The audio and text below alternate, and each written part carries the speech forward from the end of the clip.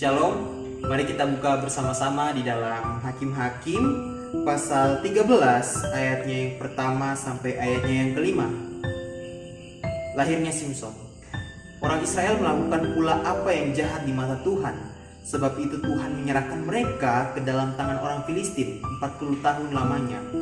Pada waktu itu ada seorang dari Zorah dari keturunan orang Dan, namanya Manoah. Istrinya mandul, tidak beranak.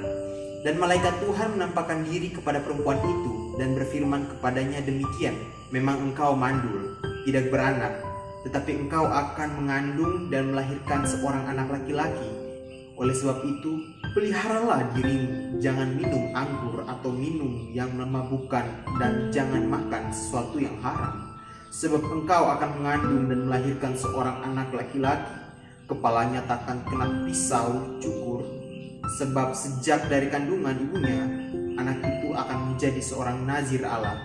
Dan dengan dia akan mulai penyelamatan orang Israel dari tangan orang Filistin. Pada suatu kejadian, ada sebuah kebakaran yang begitu besar sekali. Dan pemilik dari bangunan yang terbakar ini sangat benar-benar kehilangan harapannya.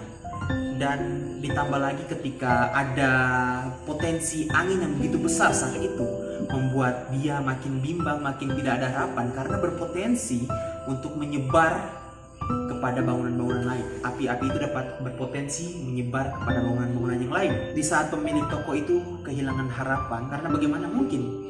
Ya, asetnya adalah bangunan itu, toko itu adalah aset miliknya, dan dia benar-benar kehilangan harapan. Terdengar dari jauh ada sekelompok orang dengan mobil yang begitu besar, seperti membawa harapan. Ya, itu adalah pemadam kebakaran.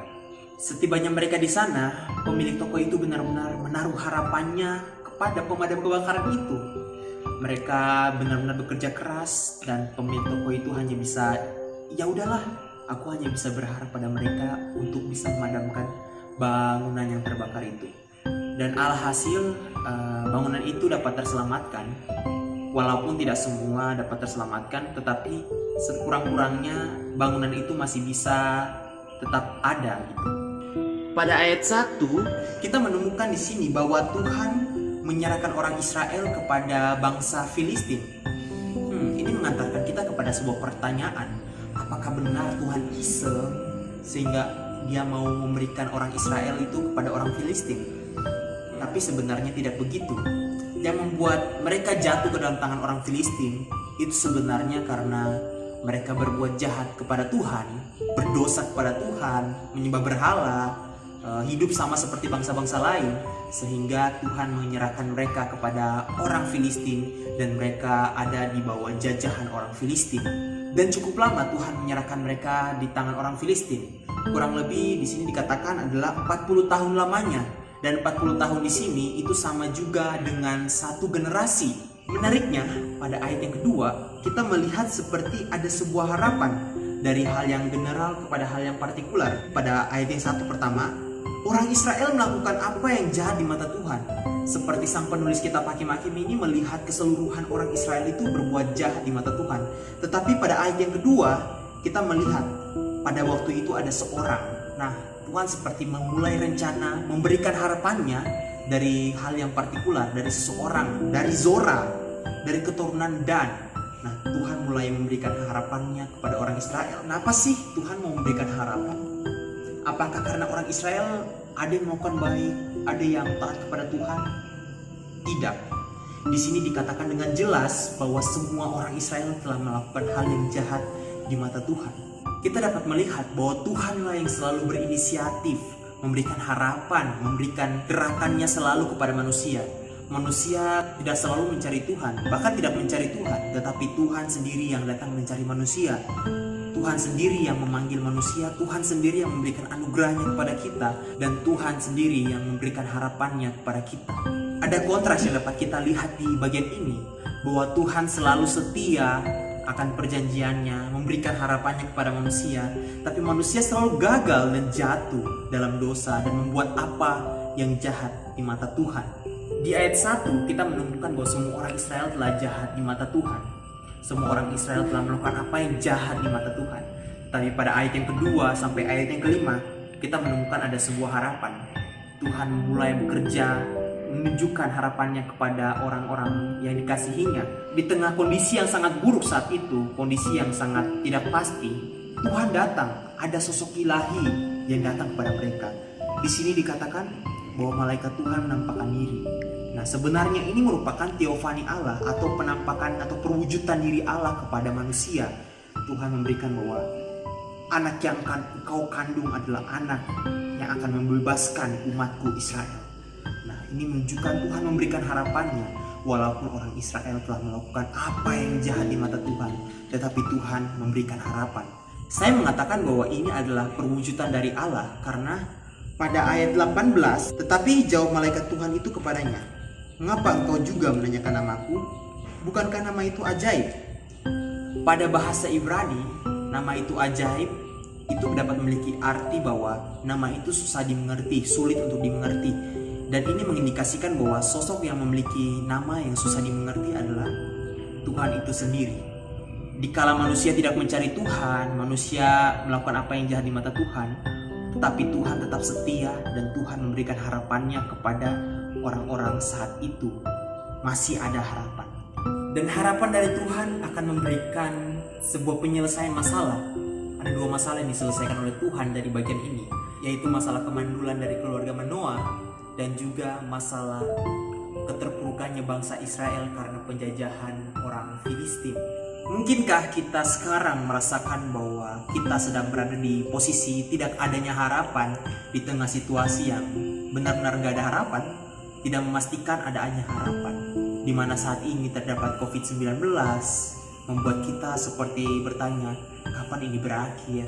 Apakah kita masih memiliki harapan ke depannya? Kita perlu mengetahui bahwa COVID ini merupakan akibat dari ulah manusia sendiri, seperti orang Israel. Mereka jahat kepada Tuhan, sehingga mereka diserahkan kepada orang Filistin. Seperti pada perikop ini, kita melihat bahwa kita harus memiliki pengharapan pada Tuhan. Bukan seperti orang-orang yang tidak takut Tuhan, yang berkata, kita diam-diam saja, nanti Tuhan akan memberikan harapannya pada kita. Memang Tuhan akan terus bersikap aktif untuk memberikan pengharapan pada kita. Tetapi kita pun harus sebenarnya tahu diri, mengetahui diri kita. Kita sebagai umatnya yang telah mengenal Tuhan dengan baik harus berespon kepada kasih Tuhan itu. Kita perlu mengekspresikan harapan kita kepada Tuhan. Sebagai contoh, ada sepasang kekasih. Tentu mereka untuk menunjukkan rasa kasih mereka saling mengungkapkan rasa cinta mereka. Mungkin dengan berkata I love you, mungkin dengan memberikan sesuatu. Walaupun si cowok tahu atau si cewek tahu bahwa udahlah, aku udah tahu kamu cinta aku, jadi kamu gak usah ungkapkan cintamu. Tentu tidak begitu. Tentu mereka harus mengekspresikan rasa cinta mereka satu sama lain karena ada relasi antara kedua insan itu. Begitu juga dengan kita. Kita tahu Tuhan sayang kita. Kita tahu Tuhan cinta kita dan kita juga mencintai Tuhan. Tapi apakah rasa cinta itu tidak perlu kita sampaikan? Tentu tidak. Kita perlu untuk mengekspresikan rasa cinta kita kepada Tuhan dalam doa-doa kita, dalam ibadah kita mendekatkan diri pada Tuhan. Kita menyampaikan rasa cinta kita, harapan kita kepada Tuhan. Tuhan tidak akan membiarkan kita tergeletak, apalagi kita adalah umat Tuhan, umat pilihan Tuhan, orang-orang kudus Tuhan. Dia akan memberikan anugerahnya kepada saudara dan saya.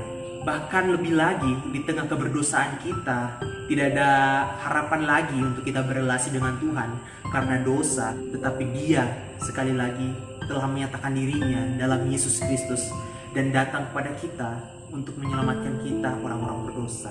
Di tengah situasi kita dalam keberdosan kita yang tidak pasti, Dia datang memberikan harapan bahwa kita masih bisa datang kepada Tuhan sampai memberikan nyawanya kepada kita sehingga kita dapat diselamatkan. Dan itulah anugerah keselamatan, jaminan yang pasti bagi saudara dengan saya. Dari ketidakadanya harapan menjadi berpengharapan, karena Tuhanlah yang terlebih dahulu memberikan harapan sehingga kita dapat berpengharapan. Tentu karena ada harapan, makanya kita berpengharapan. Kalau nggak ada yang kasih harapan, tentu tidak ada yang berharap. Saya mengajak kita untuk berpengharapan pada Tuhan, walaupun di tengah dunia yang sedang hilang harapan. Harapan kita ialah Tuhan, kita milik Tuhan, sebab Dialah sumber pengharapan kita.